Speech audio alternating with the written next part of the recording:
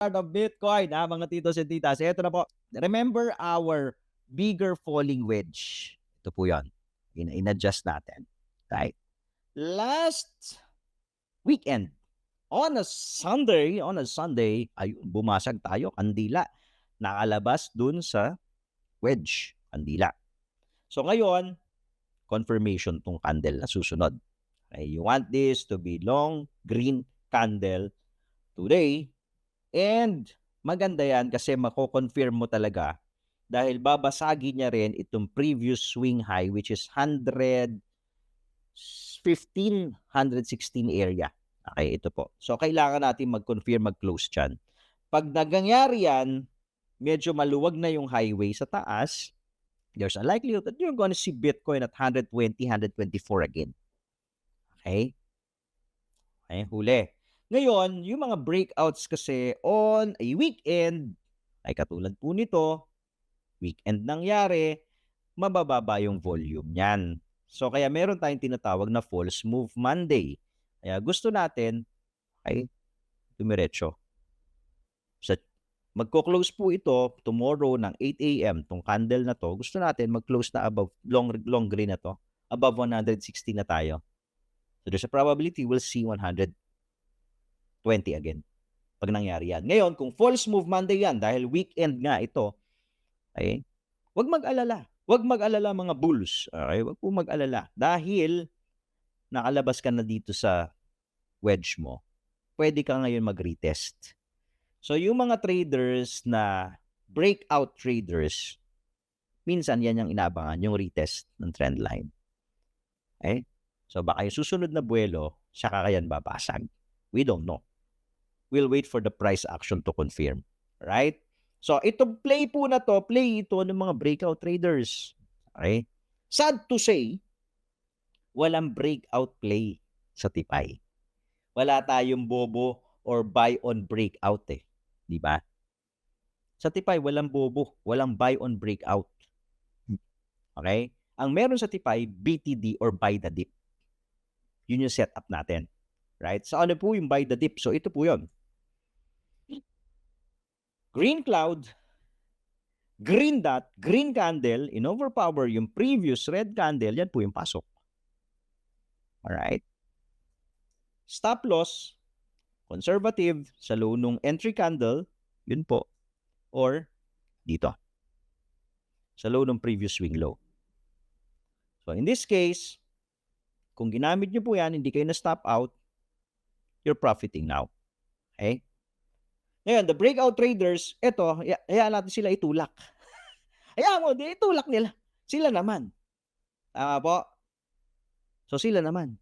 So, either may magtutulak niyan pataas dahil papasok yung mga breakout traders or yung iba na breakout traders mag-aantay ng retest.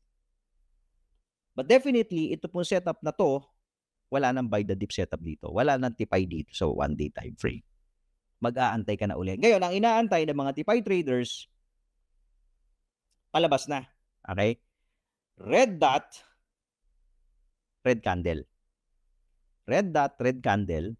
Pag nagpakita yon, start taking profit. Take money off the table. Abang ulit.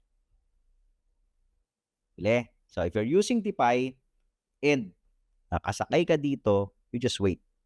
Just wait for the red dot and the red candle. That's your exit candle. Pwede ka nang lumabas doon.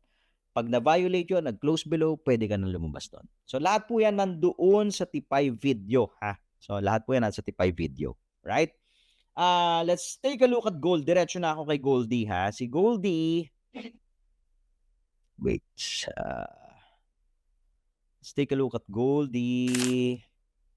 Si Goldie po nagko-consolidate. So, kaninang maaga-aga, nagbaba na tayo ng analysis natin kay Gold doon sa Discord natin na may mga TIPI traders. Goldie, there's a probability na magko-consolidate. Ito po yung obvious area ng consolidation. 4010 and 4161, yung area po na yan ng box. Diyan sa loob na yan. There's a probability. Pagka binasag po yung upper portion ng box, 234,225 area yung next resistance. Pag binasag naman yung lower portion ng box, sasaluhin ka ng 3944 or 3950 area. Ito yan. Yan po yung mga key levels na susunod pag binasag. Kung babasagin. Okay?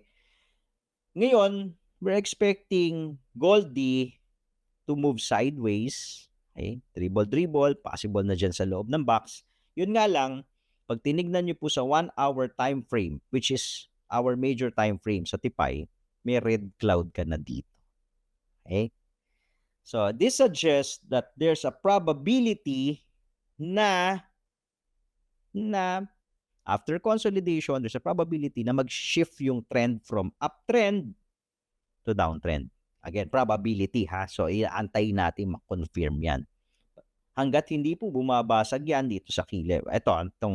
Probably itong 4,000 or 3,950 area, okay, probably will move sideways. How long, I don't know.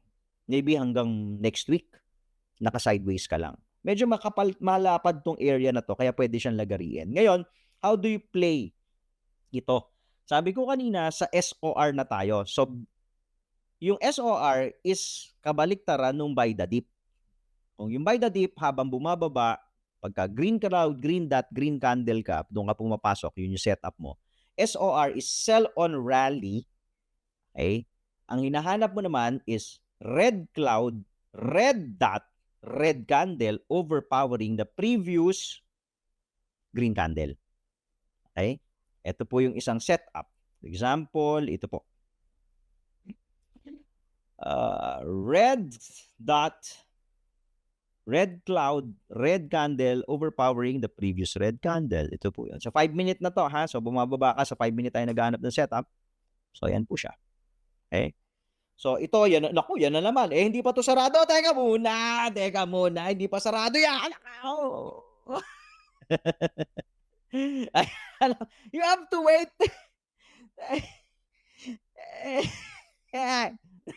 Teka muna. May I go out? Okay, tituloy na yan. Teka muna, antayin natin ito mag-confirm ha. Okay, hindi pa po sarado yan. 1 minute pa yan Ugutin So, mas maganda medyo antayin nyo. Okay, wag atat. Okay, antay. Sige. Hatawin mo ka. Bigyan mo nga kami ng isa. Tataas mo nga i-close. Mapakamot ulo. Well, ganito po. For example, itong play na to. Itong play po na yan na nangyayari ngayon. Ito po, sabi natin sa inyo kanina, kung yaan mag-close, ano ba to? 1 minute 30 seconds. Kung in-overpower niya na to, right? Overpower niya tong candle na to, tong green candle na to, at pumasok ka, ang stop loss mo, yung taas nitong candle na to. Okay? Yan, taas niyan pagka-conservative ka. Low risk. Okay? Pagka medyo medium risk ka, yung high nung previous swing high candle. Okay? Pagka high risk ka, nako, medyo malayo-layo yan. Ang pinag-uusapan natin, pagka high risk, ito na, itong area na to. Medyo malayo na to. Okay? So, I suggest, hanggang dito. Lagay ka na stop loss dyan. Okay? So, you have to wait for the closing. Okay? And then, put your stop loss. Kasi, importante po yun no? Dito sa setup natin Kasi pag hinataw, pagka stop loss ka, mag-aabang ka ulit. SOR entry. Kasi, red cloud. Alright? So, ganun, velocity pie. Again, no setup, no trade. Okay?